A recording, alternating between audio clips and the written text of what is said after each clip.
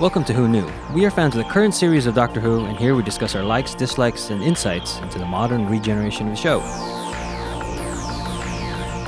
Subscribe, review, and listen to us on iTunes and Stitcher, or our YouTube channel, youtube.com/WhoKnewPodcast. All our episodes are on whoknewpodcast.com. You can leave comments there, or email us at whoknewpodcast@gmail.com. We also have an Instagram and Twitter account. Tweet at us at whoknewpodcast, and find us on Facebook.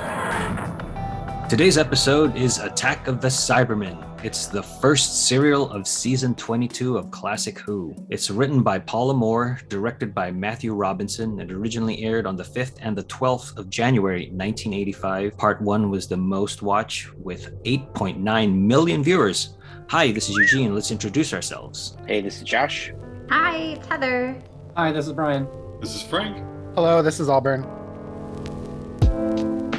So this is the first time we are doing an episode with the Sixth Doctor. He's played by Colin Baker, and his companion at this time is Peri Brown, played by Nicola Bryant. Previous to this serial, the Fifth Doctor, Peter Davison, regenerates into the Sixth Doctor, Colin Baker. He's unpredictable and brash, and on his first time on screen, he tries to strangle Peri right after his regeneration, and he's a much darker personality in contrast to his bright costume. Yeah, right.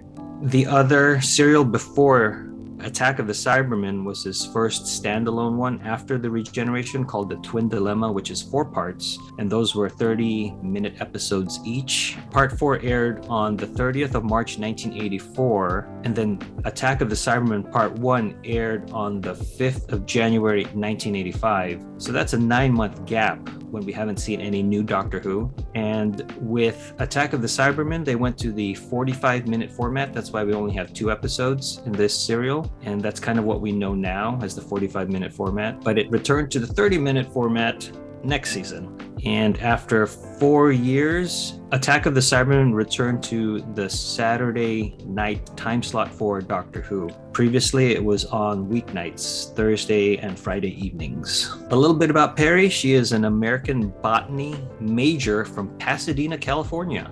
Couldn't you tell by her accent? At times. Is she British? Yes, she is British. I heard it slip out once in a while, but she's Without, pretty. with patronizing. Oh, Yeah, Peri was the companion also of the Fifth Doctor, Peter Davison, and she was a regular on the program from 1984 to 1986. Her first appearance was on Planet of Fire, which is right after Tegan leaves, which we did in Resurrection of the Daleks. So the next serial after that, she becomes the new companion, or one of the new companions. All right, I think that brings us up to where we are with Colin Baker as the Sixth Doctor. Something sends the TARDIS off course. Discovering they are near Halley's Comet in 1985, the Doctor and Peri follow it back to Earth. After fixing the chameleon circuit, they land in a scrapyard and detect an alien distress signal. Meanwhile, sewer workers discover underground walls that shouldn't exist, but before reporting it, they are eliminated by an unknown adversary. On the streets above, Mr. Lytton and his goons, Payne and Griffiths, meet up with demolition expert Russell, who they need to blow up the sewer walls in order to gain access to a vault. Unknown to the three, Russell is an undercover agent. They enter the sewers, but soon hear someone following them. Payne stays behind to deal with the intruders, but is quickly killed. Oh, excuse me, June. It's Halley's Comet. Haley's. Yes, I agree. It's Halley's, but Wow, that was a lot. That was a big chunk. Yeah. And I remember it, and it was awesome. You know, I sort of do remember that. I have vague memories. Yeah, we used to go up, not really a mountain, but a gigantic hill, and everybody would have telescopes out in this one park, and it was awesome. It was And really the clear. observatory had it as well. I remember going there. We Is had that the really only good time you could weather. see it? for it. Is that the only time you could see it? Yeah, it I comes. mean, you can see it in other 76 places. years. It's just you wanted to get a closer look. You know, so you went to the observatory or telescopes. No, but I mean like It's What year? 86 years it comes around. 86 years. Is that right? I think so. That's I think It so. might be in the 70s. I don't know, but it's regular like clockwork. we just don't know the clock. What was it like? I mean, here they have a little bit of like doomsday speaking. Maybe that's in the second part, but what was it like then? Was there like fervor around it like we get today with events like Y2K or the Millennium? Or Hail Not- Bop. Or Not yeah. that I remember. Not that I remember at all. Well, Perry makes a reference in the episode to humans associating the comet With Doom and Gloom. Doom and gloom. Yeah, basically. Yeah. It is So, like- 76 years, and I think before this, it had a lot more of the Trombone. ominous aspect of it. Back then, there's like nobody thought that. It was just like, oh, cool, it's here. Yeah, people weren't as nuts. Oh, they were, but I think they didn't have the social media that they do now. Oh, It that would be could a be. huge thing. They were During privately nuts. This. Yeah, They didn't that's- have a platform for being nuts. Yes. But it was, I mean, textbook looking comet. It was just like, oh my god, they're real. And so that the comet happened what year? Like was it 85. live? 85. So it was like in concurrency with this airing? Because Yes. the video graphics that they had of the comet were not authentic. No, not Okay. great. Good. No, that's exactly how it looked. That's how it looked to you guys at Griffith? It did. It Yeah. It looked absolutely- like it looked like the game of Pong zoomed in. Yeah. Oh, that's sad that no one knows what Pong is. Who's listening? Write in if you do. And we'll ping you back. Hey! Oh. Oh my god! At the beginning, who thought the sewer person looked like John Cleese? Yes, I Yeah. agree. I got those vibes. And it was Oh, dark yeah. enough. Yeah. This wall shouldn't be here. We're in the right section. I mean, just had the hat, thinner face with the mustache. It just from that time Oh, period. that guy, yeah, the very beginning. God, I forgot about Yeah. these guys. Yeah. What's funny is I, that his death scene or his takedown from the unknown adversary is a POV, and I'm like, hey, I remember doing that in film school. It's very simple. I also got a big kick out of while he was dying and being killed by a death ray. He sure made a point to hold on to his toolbox. That's how committed he was. Yeah, it was expensive. There was a lot of dramatic dying in this episode. Yeah. Like, Oh yeah, Oh yeah. and we just started. is that a classic Who thing where you have to die for 20 minutes, like with your arms flailing around, or? Kinda. I mean, they kind of milk it. I would say. They probably just like, we're paying for this effect. We might as well use it for as much screen time as possible. You better suffer. Yeah. And Basically, I have one job here, and that is to die. Don't take that away from me. And did the show get darker? You said with like the darker doctor and the 40-minute time frame and changing the date from weeknights to The Saturday nights. Saturday. Sounds like it's more of an adult program now than being geared towards kids. I think they were trying something new because they wanted a darker contrast with the costume. Like this says Yeah. I'm fun, but then the doctor is kind of darker. and Unstable? just- Yeah. yeah. I gotta say, like, I was never looking forward to finding out about this doctor because of the way he looked. But as it started, I'm like, oh, this guy's kind of a jerk. And then and then it cut to the other movie that was released and rated R in 1974 on the streets of London. That was like a crime drama, and I was actually starting to get really into that. And I thought the acting was really good, and the dialogue was good, the way it was edited, and the way it was shot, considering their limitations. I was like, and then it would pop back into Doctor Who Community Theater in the TARDIS, and the contrast was really jarring. That was very BBC. Incongruous. Yeah, I mean, I'm not faulting ones on video and ones on film because I understand the limitations that they had. But it literally felt like community theater when we were on the TARDIS and a gritty crime drama starring Walter Matthau, in London. Yeah. With me, And, it reminded me of the Rockford Files. I thought it was an episode of the Rockford Files. yeah, but it worked. It really worked. There was one shot that was really bad. I don't know if you guys remember in the sewer when the undercover guy picks up the gun, and it's like you don't see any action for like 10 seconds, it feels like, because there's one camera and he like goes to the ground, picks up the gun, and goes out of frame. I don't know. It was just very like obvious. There was And then he comes only into one the camera. light later. Yeah, it's like we didn't have Yeah. cutaways of any of like Yeah. anything happening, and it was just the Doctor and Peri watching him do stuff. Like, yeah. Were those silencers on the guns? Yes. I was so unimpressed when the Cyberman just took the silencer off the gun. I I was know, like, like that was gonna do something. no, I know it was supposed to look like he snapped it in half, but I was like, Yeah. nah, I thought he nah, did bro. snap it in half. But he did snap it in half. He did. It just didn't look great. Yeah, Okay. Yeah, he snapped it in half, but really he just took a piece off another piece. Like, come on. Yeah. Come Well, on, there was a guys. point later where Perry unscrews the silencer. I'm like, why is she even? First of all, how does she even know? And then second, what is she doing? And she took it off so she can fit the gun in her pocket. God, that made me laugh. Yeah, I Did thought you so. know Her- that in- botanists, in her- Yes. botanists have a thing for, firearms? Yes, especially She's an in England, where American. nobody has. They all know everything about guns. Yeah. That's yeah. it. There you Exactly. go. You go on That's the it. highway here, and everybody gets shot. I bet you that is though. Yeah. Yeah, that's their The American view. knows how to use the gun. Yeah, it's the wild, wild Right. west out here all the time. I want to comment back on the wardrobe. Colin Baker and Nicola Bryant are on the DVD commentary, and they make fun of their wardrobe too, saying that their costumes are perfect for time travelers to blend in. Yeah. Right. So I thought that was great that they were like self-effacing. They like knew what they were doing. Eugene, do you have any insight on this costume choice? Which one? Pick one. Well, she's All I- obviously. all I 80s. know is she's that talking one of- about Colin Baker. Yeah. All I know is that they wanted something completely opposite of the Fifth Doctor. And the Fifth Doctor had his nice cricket uniform and was always dressed well, and Yeah. they just went nuts. I have just an can't see educated anything guess. but Bozo the clown. It's painful. Does it also represent his like unstableness, like all the different colors and patterns on his outfit? You could think that. I mean, Yeah. This was a very, very chaotic period for the production of Doctor Who. And Colin Baker got very angry with everything. And- Yikes. Colin Baker like read the stuff before, like he's supposed to get stuff to read, and he goes, "I want this doctor to be wearing all black." So John Nathan Turner, the kind of head producer, script supervisor person at the time, said, "No, I want the idea that it's going to be in very bad taste." So it came from a management standpoint to do that colorful, clownish look. Rude.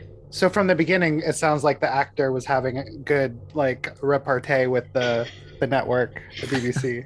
Yeah, perfect. I want all black. Well, let's do multicolor. Yeah. Considering his look and that I didn't want anything that I never planned on watching any of it, I really enjoyed him. There's some undoctor, as far as what we consider canon now about the Doctor. There's many non-Doctor moments in this episode, these two episodes, but considering how nutty he looked, I really enjoyed his sharp seriousness. Yeah, I didn't have a problem with him. I just needed to watch him with my eyes closed, that's all. I did like the interaction between him and Peri, and this is the first episode he was really in because, I mean, as a story, because he tried to kill her in the last one. Yep. Did not know So- that going into this. She's very tolerant of him. But I liked their interaction. I liked her saying, "Oh, come on, Doctor, you're the most surprised of anybody that actually worked." So she's giving that little bit of sass to it, which I liked. And I liked Peri, and I didn't think her accent was that bad. No, Honestly, mostly it I was did. good, I liked but it. they were just like 2 or 3 times where it was like, Yes, yeah, no, it's she's like- British. But in general, I thought she I did thought have she a did pretty good well. accent. But I I know liked that's her. not. I like Perry. I'm a Perry I don't think fan. we're the majority. I think the majority are still laughing, and I think she might even as well about her American accent. But Well, no, not British people, okay, because they probably think it's dead on. I mean, it was, other than like a couple of words that were tricky, but like I like, yeah. it took me a while to figure out if she was actually. I specifically listened for it because I wanted to know. But if I hadn't been paying attention, I probably wouldn't have even noticed. It's interesting if you know about previous episode when he chokes Perry. It's makes this opening scenes a little more interesting because you can see Perry being like, "You're a little unstable. Are you gonna be okay?" I mean, you can just see she's just like, "Please don't kill me again." It just makes it a little more interesting. You know, kind of why she's that Right. not whiny but Apprehensive. apprehensive. That's a perfect word. So that's why I was like, I have to tell you what's gone on before this episode. Right. And then story-wise, it's like what I liked about the beginning was thinking, how are these two stories gonna link up? And not in a bad way. Many times, yes, it did feel like two shows were happening, but I was kind of compelled to know about how is this gonna link up with this? What do these two things have to do with each other at all? Which made me very curious. I did not know when Peri came in, so I think it's interesting that Lytton was in the episode right before Peri joined the cast.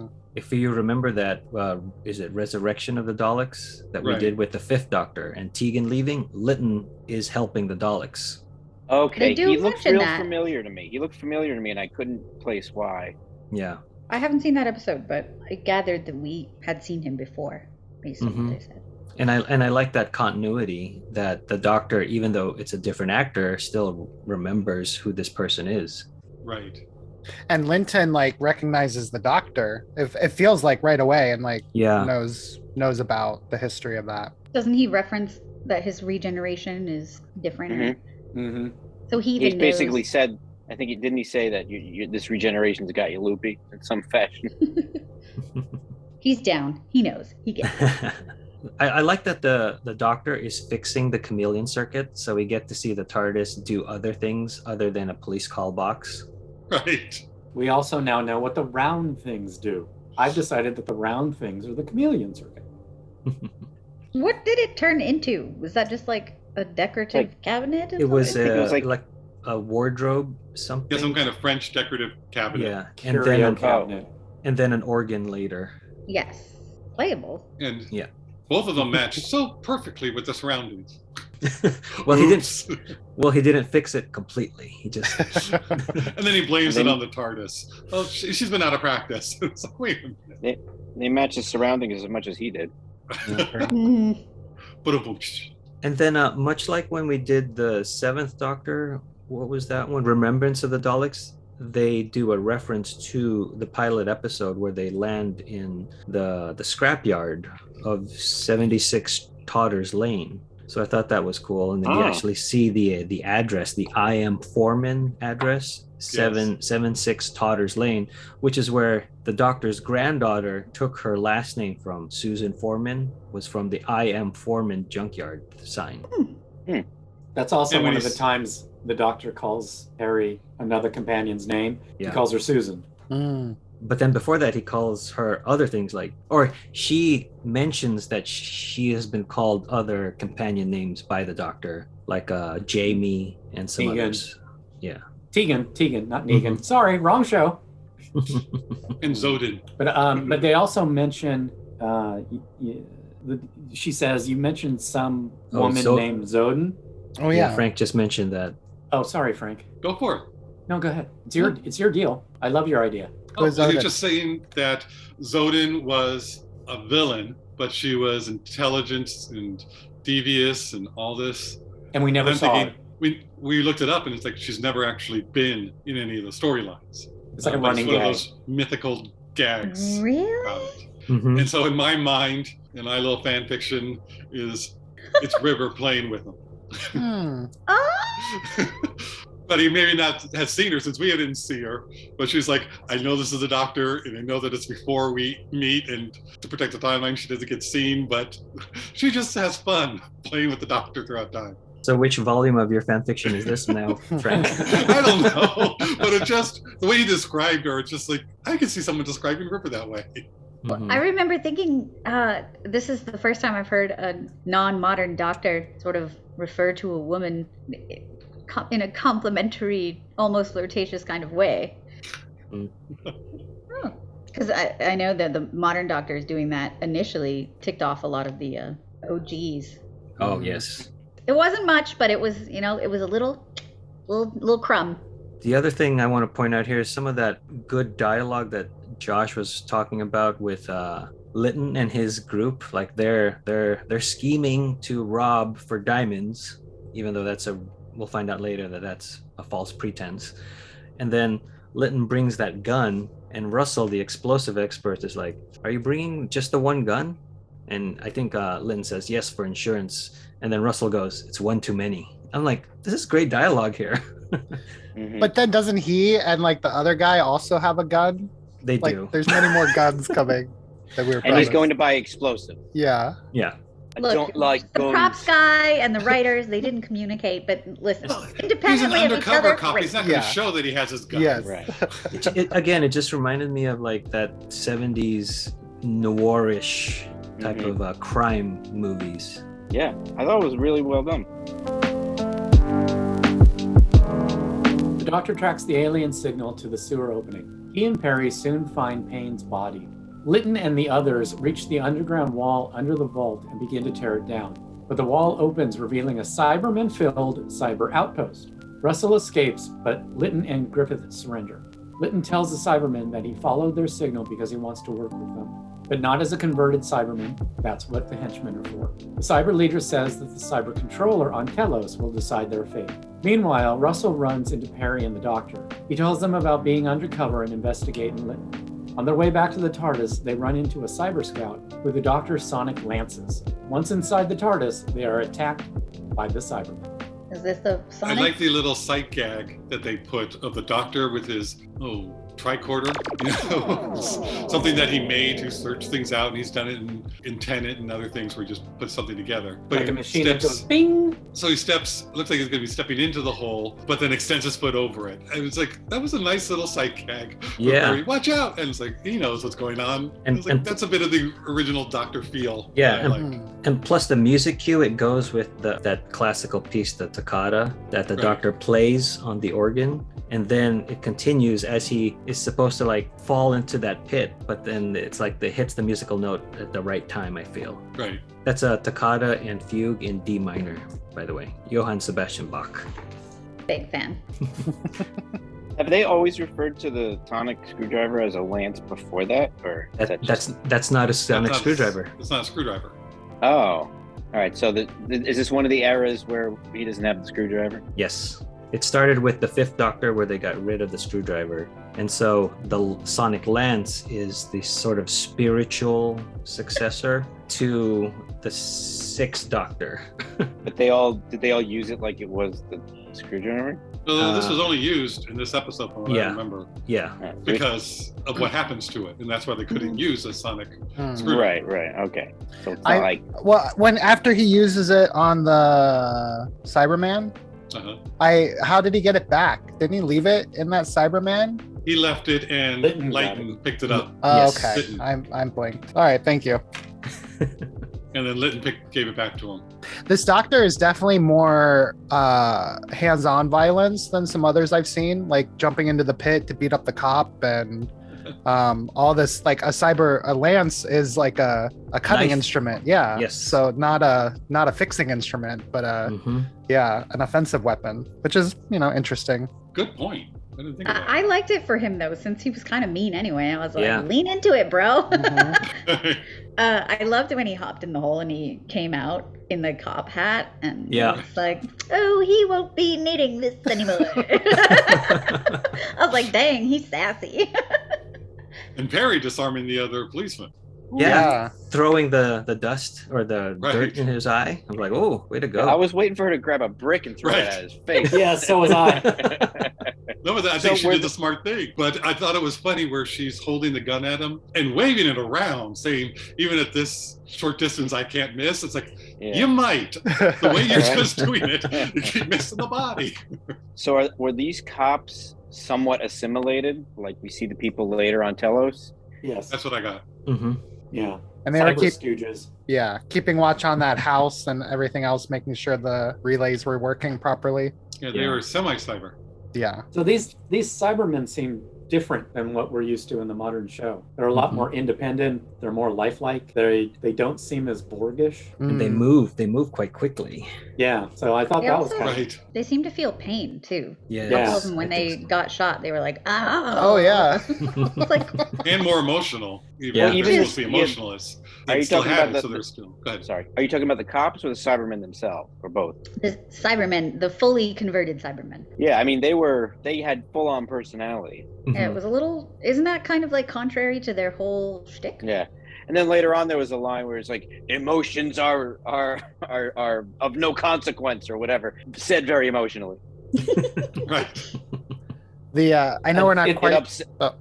No, I We're- was gonna say something stupid. Go ahead. Well, we're not quite to the controller yet, but he was giving me like modern Star Wars villain vibes. Like it wasn't quite a British accent, and it was clipped in a way that was almost like Yeah, Trade yeah. Federation. Like I don't know if you guys Yeah. remember from the prequels. Everybody likes to forget that. Yeah. But yes, I know That what you're reminds talking me, about. their helmets looked like the little guy that blows up the Death Star with Lando. Nah. Oh, Ninnub? Nine Numb, yeah. Yeah, Yeah. they had the same, like, go back and look. You'll be like, oh my god, I can never unsee that. They reminded me more of Tweaky from Buck Rogers. Oh yeah. Mhm. Ah, yeah. Yeah, you lost me on that one. Sorry. Yeah, that's all right. Like, I kind of, looking back at it, threw me off their take on the Cybermen at first, because from what we have now, they're so robotic. They're Mhm. more robots. But this really is a Cyberman, where it's the being that has all the enhancements, the cybernetics, to make them better. So I Mhm. did like a lot of that going, they still have personality. They're not so devoted to the cyber aspect of it. So in some way, I did like this version of the Cybermen. Mhm. It's do not too. that I didn't like it. I just found it drastically different from what we're Yes. used to at this point. Same.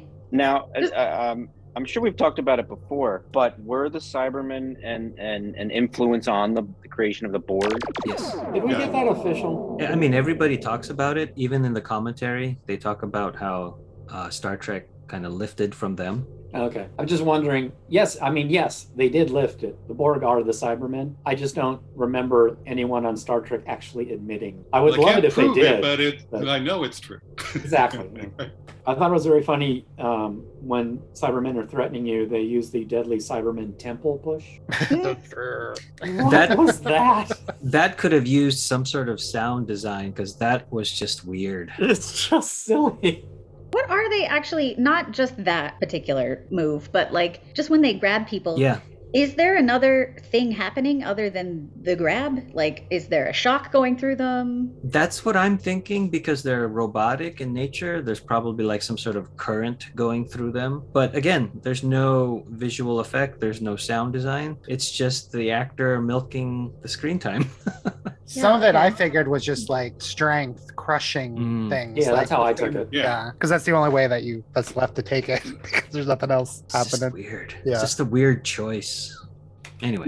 Well, they had the little bit of electrical like spark at the very, very beginning when he was lancing inside the TARDIS. Mm-hmm. But then, yeah, never like any of the cyber attacks, except for them using their guns, had any type of visual effect. Yeah. Do the modern Cybermen grab people? I'm trying to think of an Yeah. instance. Yeah. Yeah. I think They'll they grab shock. you and they shock. Yes, there's a visual effect. to Yeah. Okay, so that must be what they were going for. They just, that. And also they do the fist and then they can shoot like beams out of their fist as well. wow, why does It could have been that it was in the script and then they just didn't have time or money to put the effect in. Yeah, maybe. We'll put in the zappy zaps later. Mm-hmm. ran I like- out of time? Ran Very Is that technical. technical term te- now that very we're talking? technical. Yeah, zappy zap. Hey, man, I work in the biz. Industry talk. Yeah. Zappy zaps. I did like their weapons, the cyber weapons. Like they looked cool. Yeah, those guns. Yeah. And you could Super soakers. yeah, but you could tell it was a gun, but it was also had a little bit of like the translucency, a little super soaker-ish, but I thought it was fun. And They were all- fun. And all of the squibs, if you want to call them that, in the whole show worked really well. I mean, some of it was obviously very staged in moments, but the effect themselves, the practical effects were fine. Mm-hmm.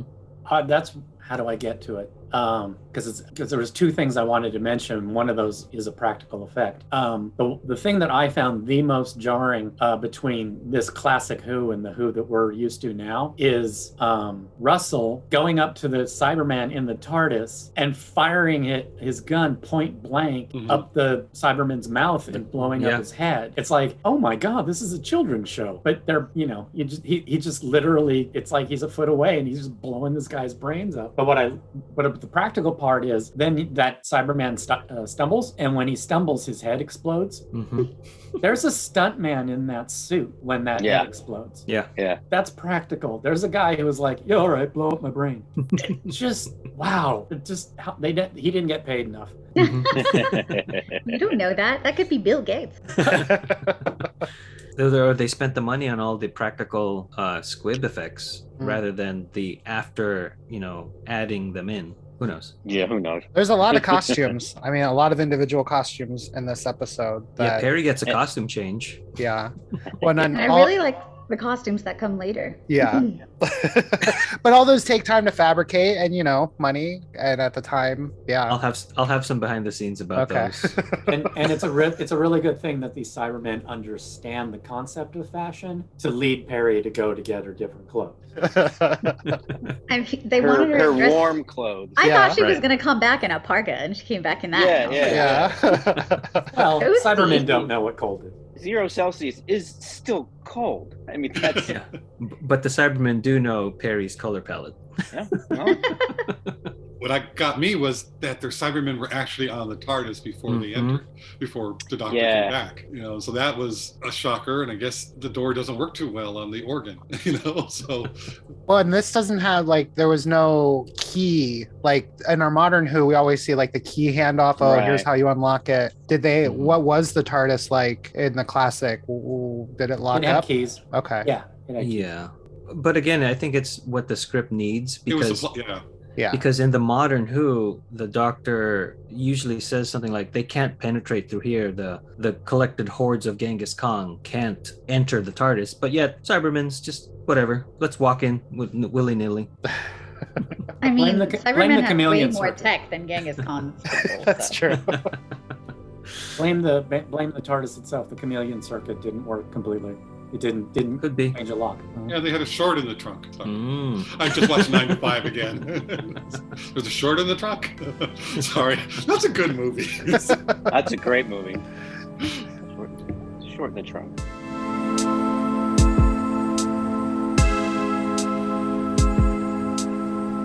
On the planet Telos, a prison break from cyber control results in 2 men, Bates and Stratton, escaping into the wasteland. Beheading a cyber scout, they plan to use its head and armor to infiltrate cyber control and get to a ship to escape the planet. On the TARDIS, Russell is killed while saving Peri. The Doctor agrees to work with the Cybermen and pilots the TARDIS to Telos. He is then locked in a room with Peri, Lytton, and Griffiths. Lytton explains to them that the Cybermen have another time ship on Telos with a grand plan for its use. The Doctor recalls the Cybermen killed the indigenous Cryons on Telos and used their deep cold tech to hibernate. The Doctor lands the TARDIS in the cyber tombs rather than the control room.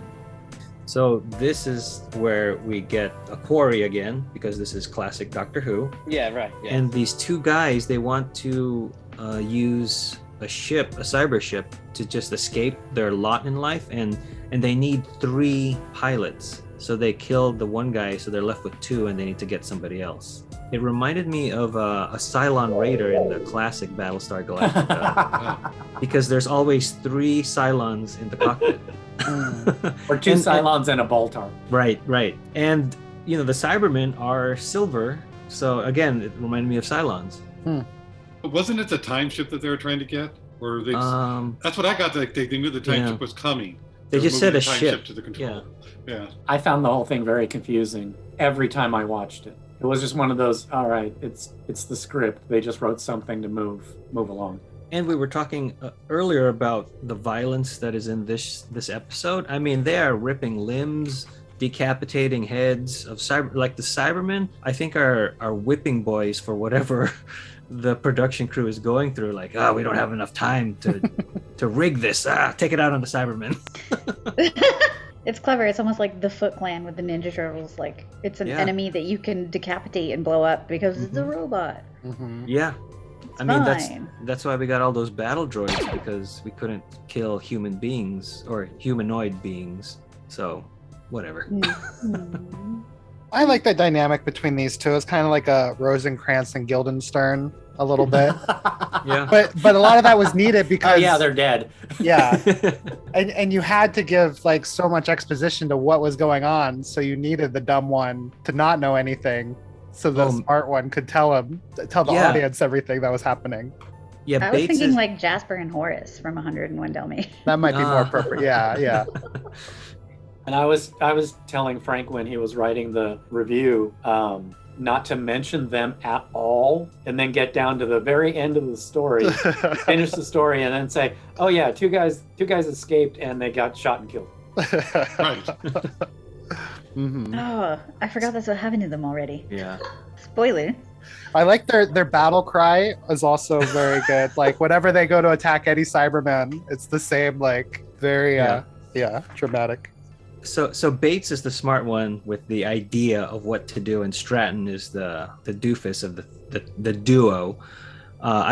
This might be later, but there's a point where they're running down one of the quarry hills, and you expect on the way down use the momentum of gravity and whatnot to like use the blunt object to hit the Cyberman, but he stops, turns around, and then hits the Cyberman. I'm like, what is going on here, guys? Still word. Directing. Yeah. Well, Bates also manhandles Stratton. Like he just like lifts him up, tells him to put on the collar thing, and then the head. There's that funny gag where he puts on the emptied out Cyberman head as a helmet, and then he just goes wah wah. But again, it also kind of added to the whiplash because we are getting a third like location now and story. Yeah, but then a third location with this like dust fog filter on it. Mhm. Isn't that supposed to be cold? Yeah, but I mean that's what they use to make it look cold. I know, but the whatever the dumb one was, like he couldn't even walk 10 feet in that Cyberman head because he got so tired and whiny. I was like, dude, it's cold. That should feel good. You should be I fighting don't think over the who gets planet to was wear all that.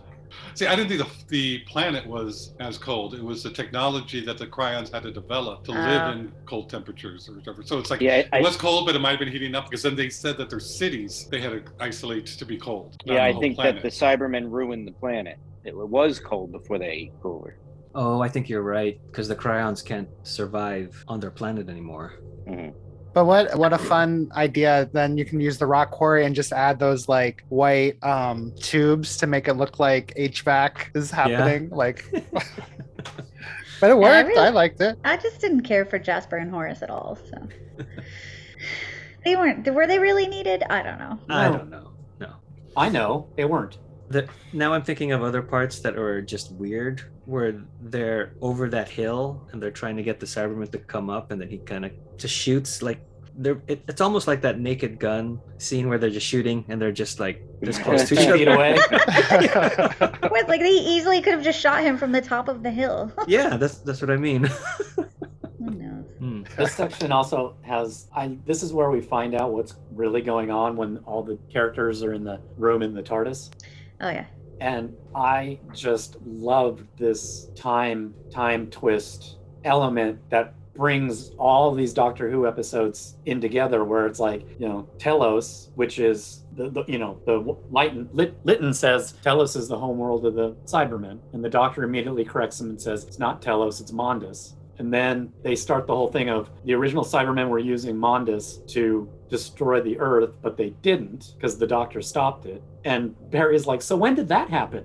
And it's like, oh yeah, it was 1986. She's like, it's next year? I thought that was great. And they're referencing the 10th planet with the first Doctor. Yeah. I thought that was cool. Which, that episode was far off in the future in 1986. So I love the fact that they could bring it and go, no, that's next year. You got to do something.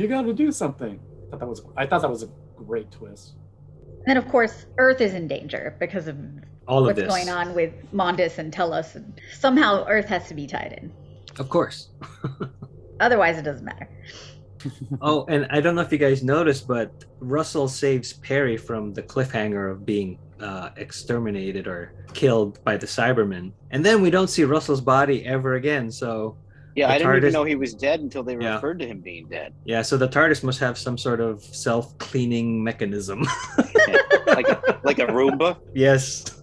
It's like the H.H. Holmes, they just drops through a thing into the basement and is incinerated. Yeah, there's trapdoors. They just have a new console room every time, so he's still there in one of the console rooms. Oh, that's true. Oh, no.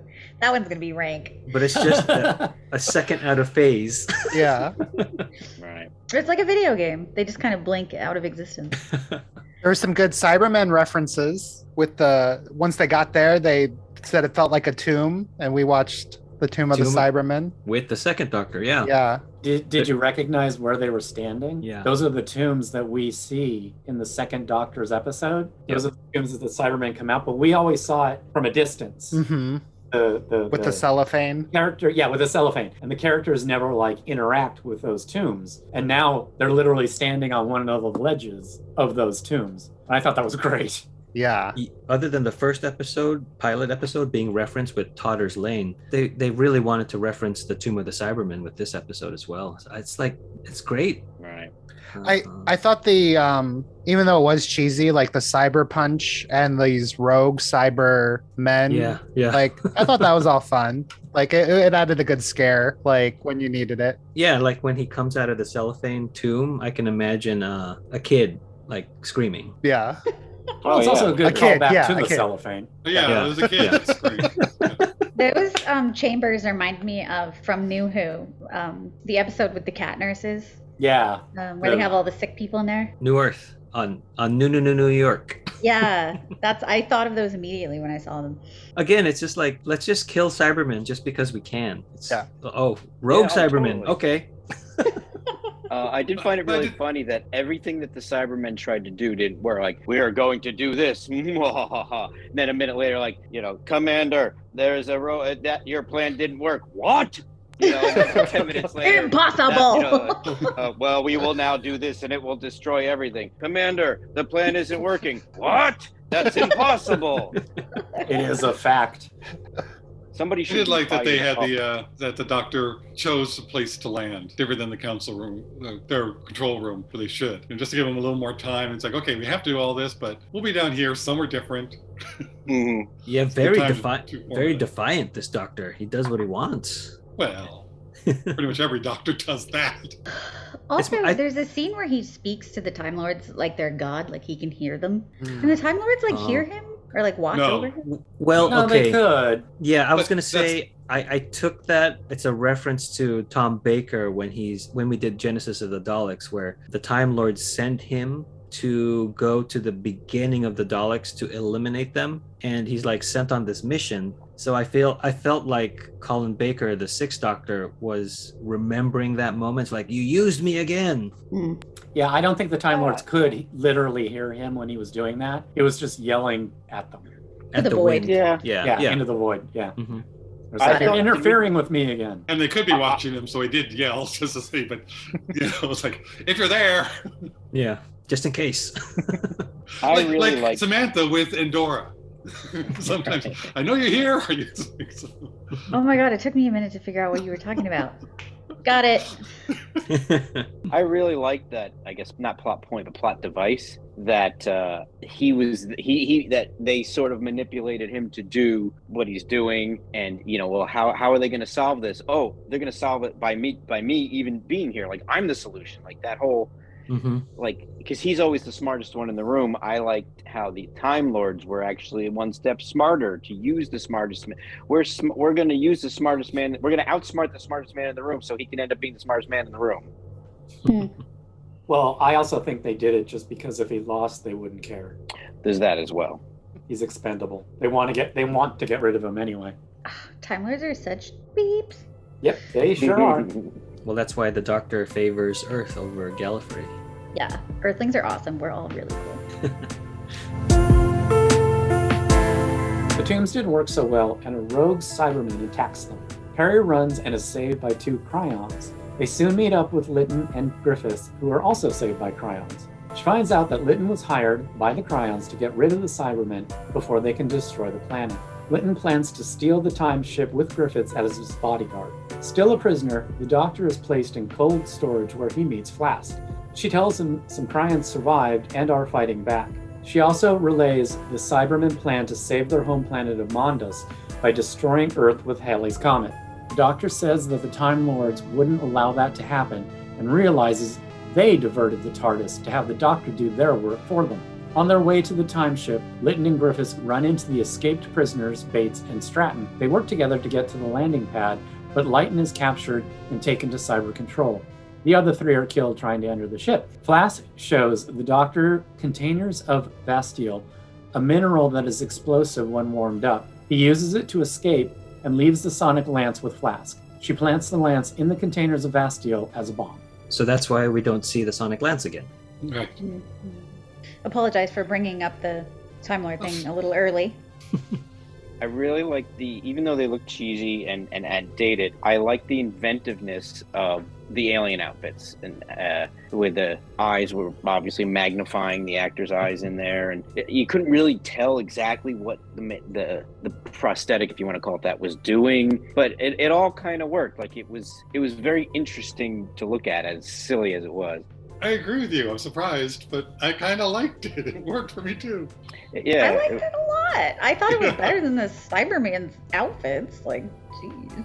So the behind the scenes on that, it was supposed to cover their whole head, face, but then when they would breathe, it would fog up the lenses.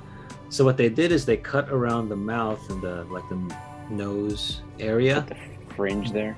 But then you could see that it was clearly a helmet or something on an actress's face. So then they put in the mustache and then the chin, right? It's like something to cover up the cutout. Mm-hmm. Yeah, and the finger acting felt a little creepy, a little Rocky Horror Castle. Is this going to turn into another type of movie? But they were very otherworldly, and I felt like, again, the type of performance was very hammy, but all of the actresses really committed to it, so I felt it worked. What were they called? Oh, they were the Crylons. Not to be confused. No, Cryons. Crayola.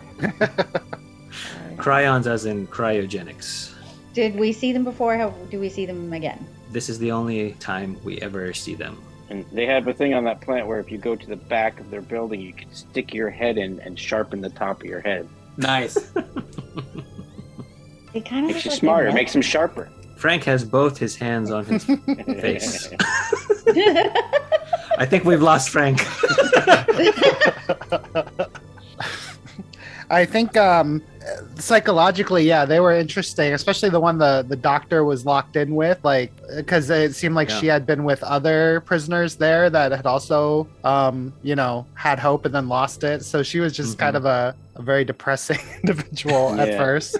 And I really liked how am I supposed to, do I trust them? Do I not trust them? You never, and then they said something that was totally untrustworthy, but then either Peri or the doctor would say something that may like, oh, well, if that's your plan, then I can help you with that. Oh, okay, then we won't kill you. So it was really... It was Peri who said they want to destroy the TARDIS, and she said, a more accurate description would be, we don't want the Cybermen in control of the TARDIS. Yeah, but there was that scene where they were like talking aside, saying that you should have killed Peri. So there was actually it was well played how they felt like you didn't. It was well played how you didn't know if they were a threat or not. I almost expected Peri to go, "I'm right here. I can hear you. I can hear you." And then the other one goes, "You were supposed to."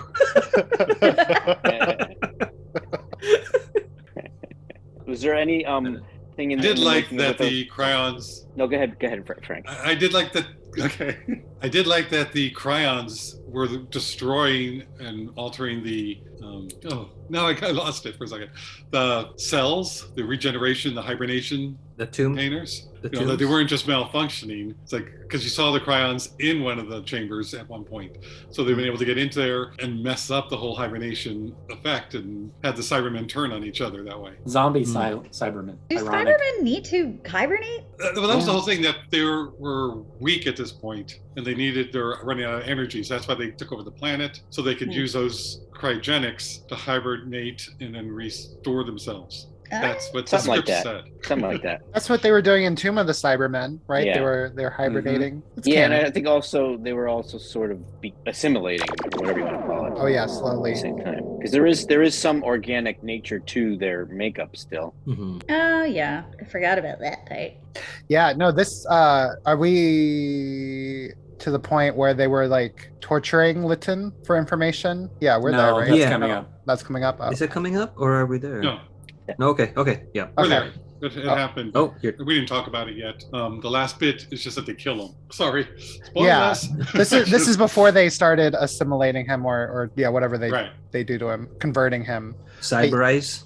Yes. But yeah, they're like they give him a rug burn on his wrists a little bit more, but yeah, I mean it's pretty, his hands are all bloodied and yeah, that's pretty gruesome for a kid show. Yeah.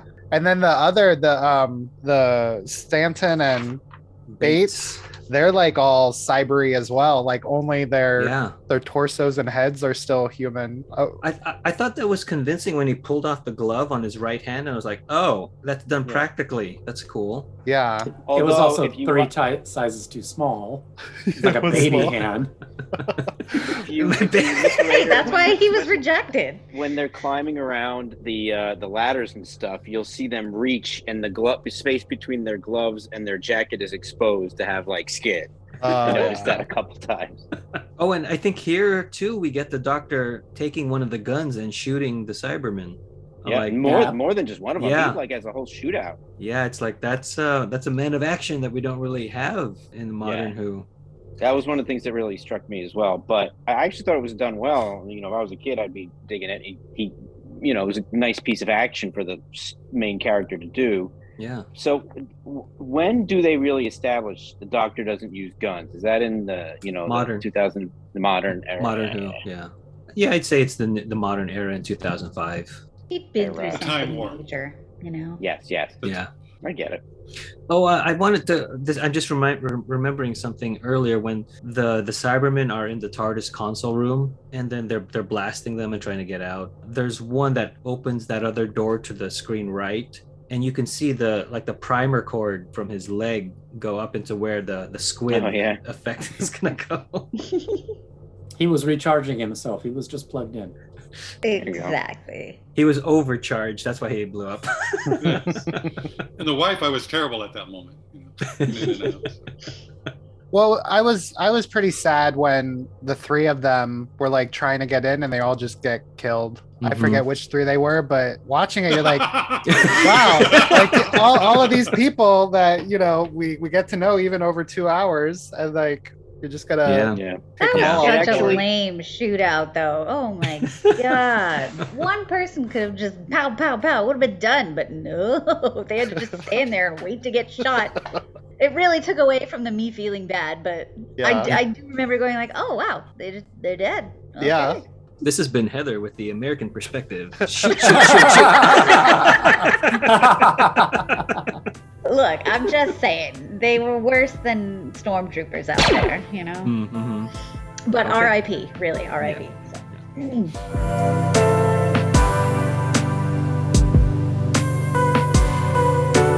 The Doctor and Peri meet up at the TARDIS, and Peri tells him of Lytton being on the good side. They take the TARDIS to cyber control and find a partially converted Lytton who pleads for death. The Doctor slips a knife into Lytton's hand when the cyber leader shows up. Lytton stabs the cyber leader, giving the Doctor the opening to kill the leader. Then Lytton dies. The Doctor and Peri leave in the TARDIS as the Vastial explodes, destroying the cyber base. When you read that, it sounded like he put the knife into his hand. Like he actually stabbed him. He just slipped the knife into his hand. It's just funny how I heard it this time.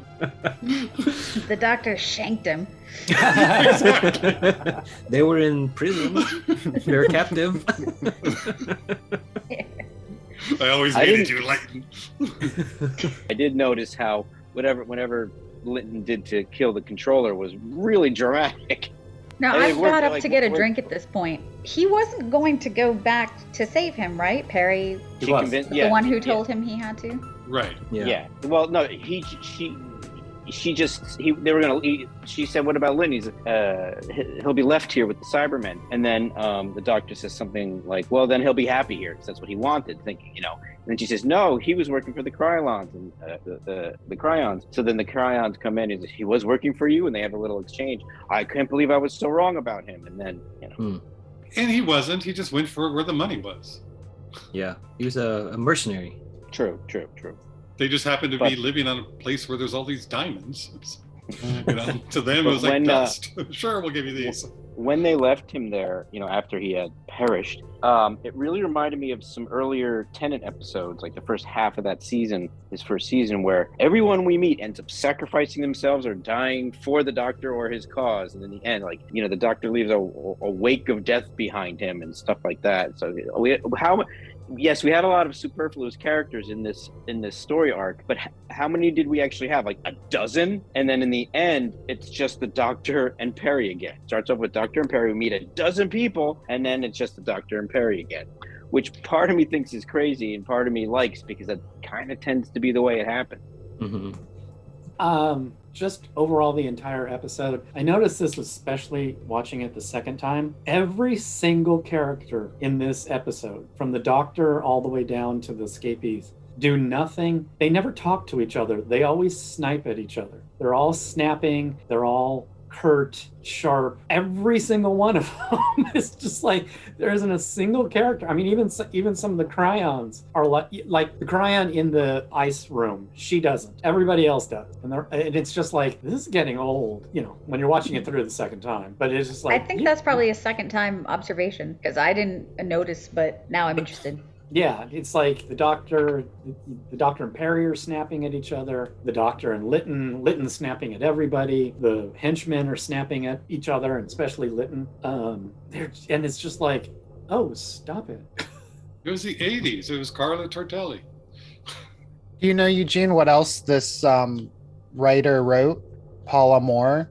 Paula Moore is actually an alias for Paula Woolsey, who is a girlfriend of one of the writers. I can't remember which one, but they mentioned it in the commentary. So do you mean that she did not write this? Yes. Oh. So there's accounts differ on who actually wrote this serial story. It said that the continuity advisor Ian Levine suggested a good amount of the plot elements, or that it was written by the series script editor Eric Soward, who also wrote the previous one Lytton was in, The Resurrection of the Daleks, with the Fifth Doctor. They said that he might have written it with Levine's input, and Wolseley was only given the credit because of problems with the Writers Guild in Great Britain.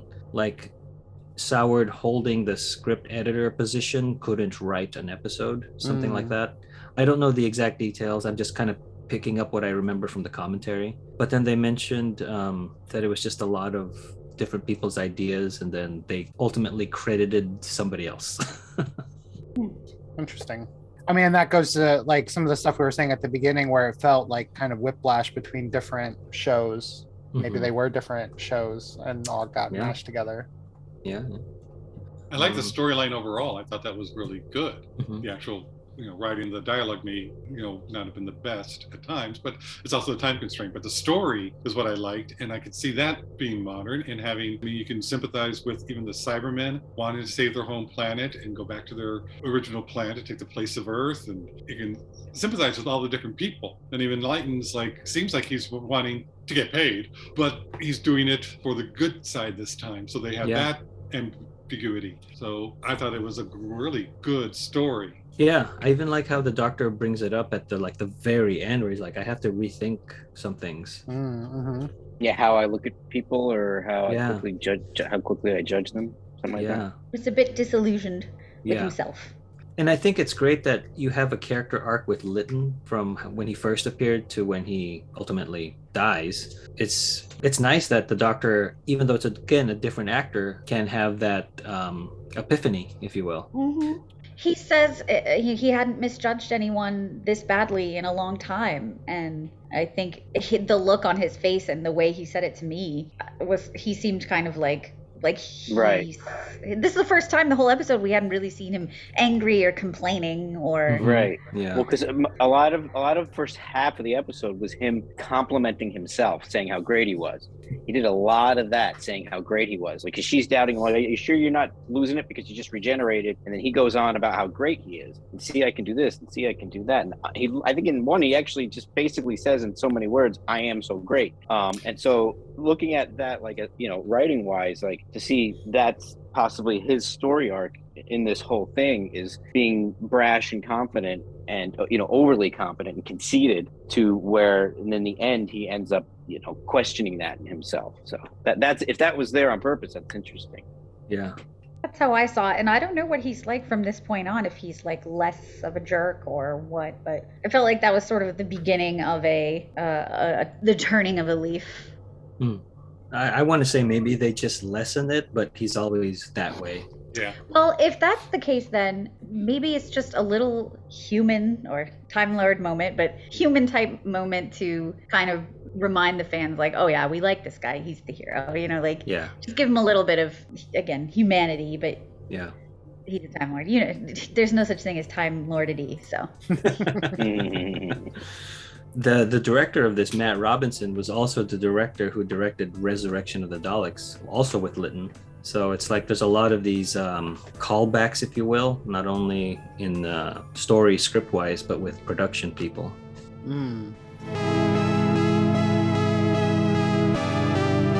All right, so we have Maurice Colburn coming back as Lytton, who we previously saw in Resurrection of the Daleks. He's 6'4", so he's quite a tall guy.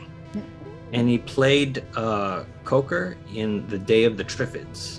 Brian Glover plays Griffiths. He was in Alien 3 and An American Werewolf in London.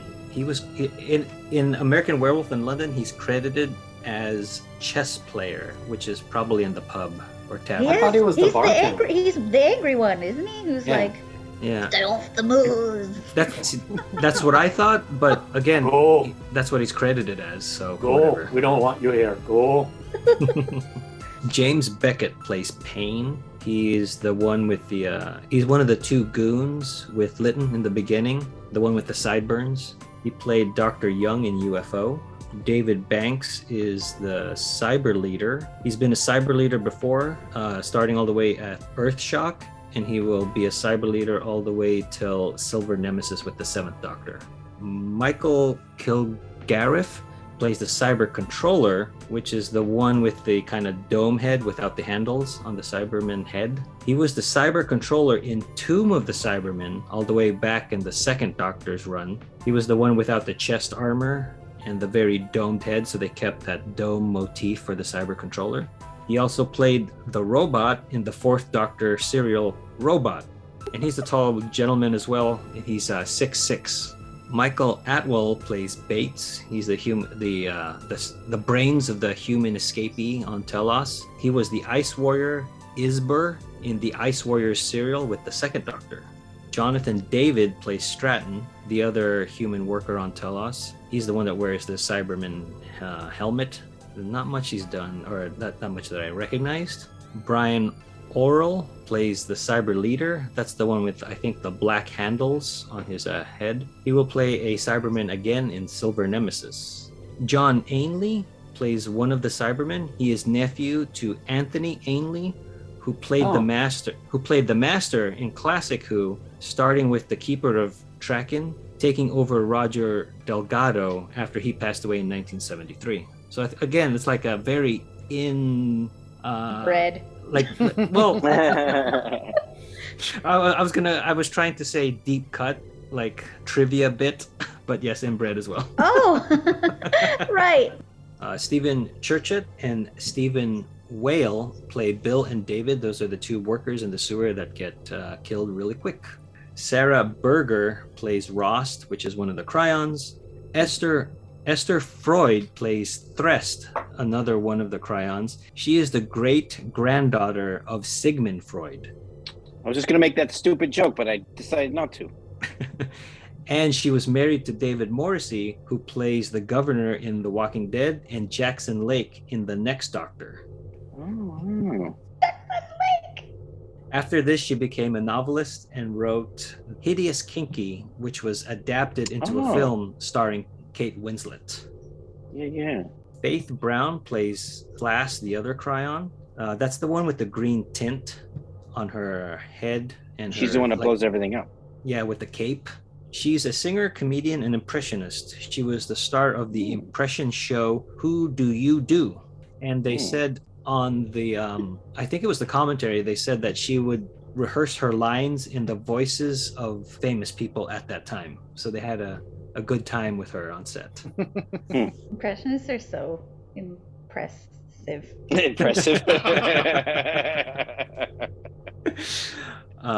Sarah Green plays Varn, the other Cryon that's not in a ST ending name.